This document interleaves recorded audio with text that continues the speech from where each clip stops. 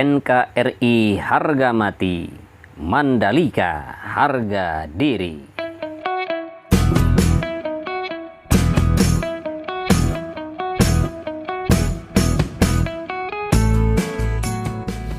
Assalamualaikum warahmatullahi wabarakatuh. Selamat siang sahabat.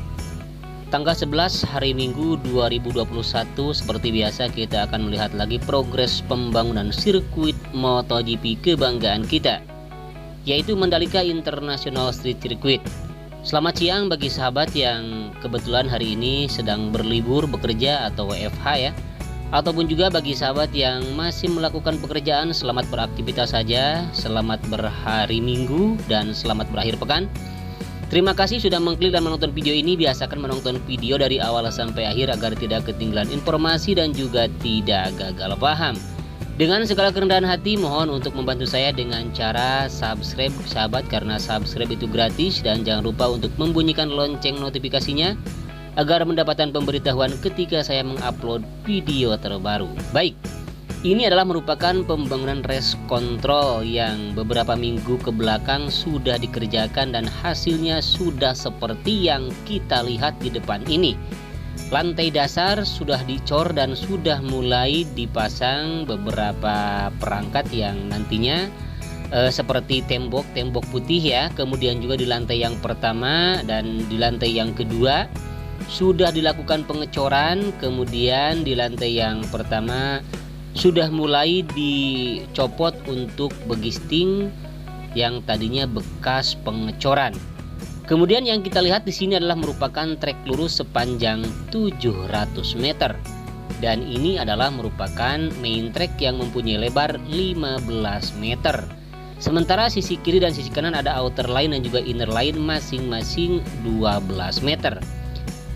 Namun yang kita lihat di depan ini, di area yang putih ini adalah merupakan hasil pengecoran di bagian yang nantinya akan dijadikan sebagai pembangunan pedok. Dan untuk informasi bagi sahabat semua, untuk pembangunan pedok sama sepertinya seperti pembangunan MC atau medical center.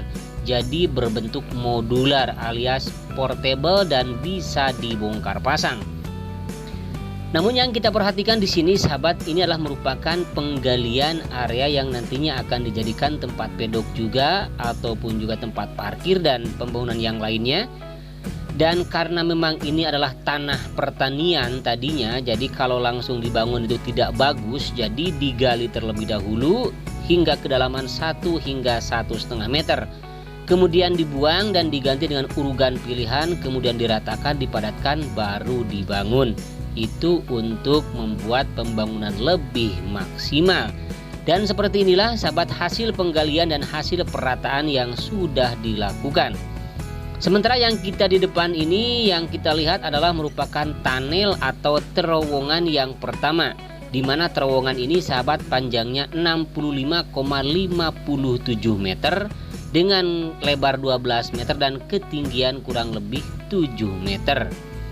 Kita akan coba melihat untuk lebih dekat lagi sahabat. Di tunnel yang pertama ini sudah dipersiapkan pembersihan, bahkan penyedotan dan untuk persiapan pemasangan pompa. Jadi nantinya akan dipasang pompa di sini sehingga tunnel yang ada di bawahnya tidak akan tergenang air. Kalau saja pompanya sudah berjalan ya, sudah berfungsi, jadi secara otomatis nanti airnya langsung akan disedot melalui pompa dan dibuang ke area drainase yang sudah dilakukan pembuatan.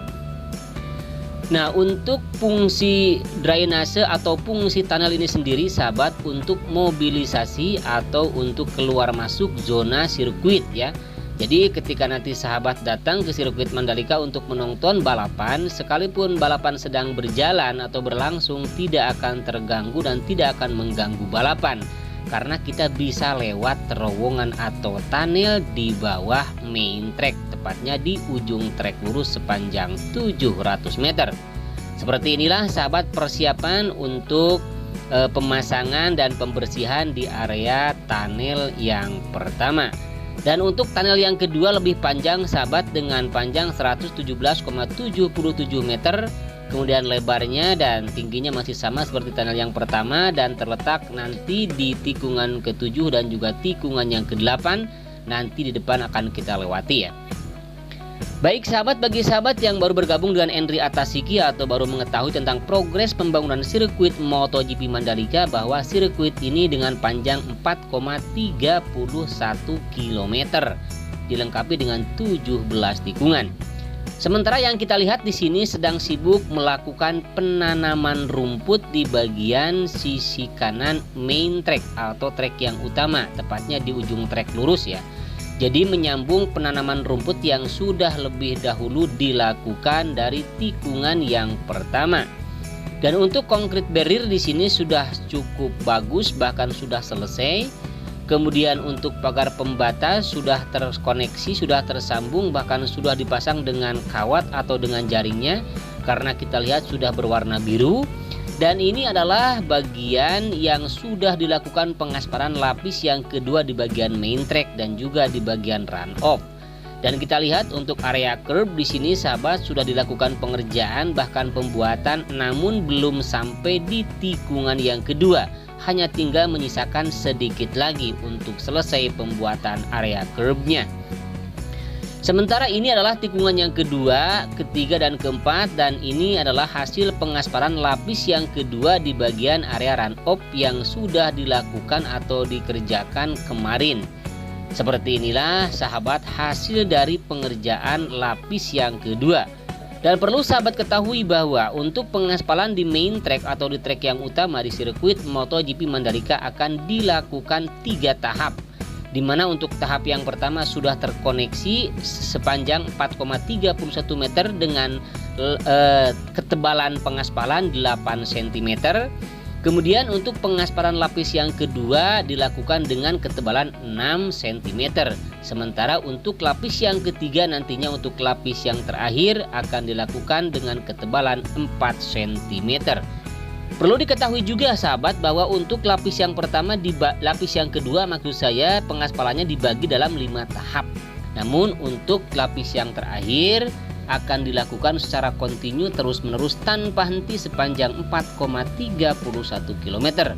Karena peraturan di dalam pengerjaan pengaspalan sirkuit tidak boleh terputus alias tidak boleh ada sambungan untuk lapis yang terakhir kecuali sambungan di awal pengaspalan.